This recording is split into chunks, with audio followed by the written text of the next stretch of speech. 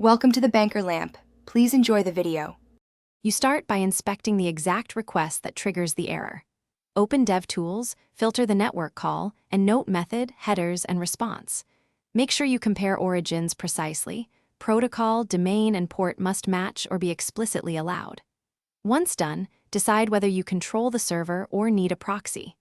If you control the server, plan to adjust response headers. If not, prepare a client-side workaround like a development proxy. This saves time and targets the real source of the error. You now change server responses to include the correct CORS headers.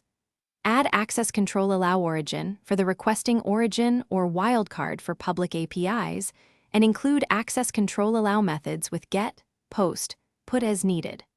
Also add access control allow headers listing custom headers and access control allow credentials if sending cookies. Make sure the server responds to options per flight requests with a short 200 or 204 and the same CORS headers.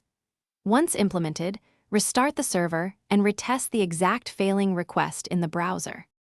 You finish by updating the client to match server policy. If sending credentials, set fetch or XHR with credentials.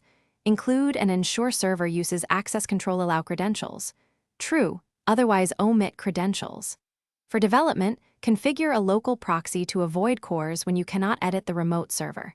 If problems remain, check mixed content, HTTP versus HTTPS, and same site cookie rules. One troubleshooting tip. Reproduce the failing request with curl, including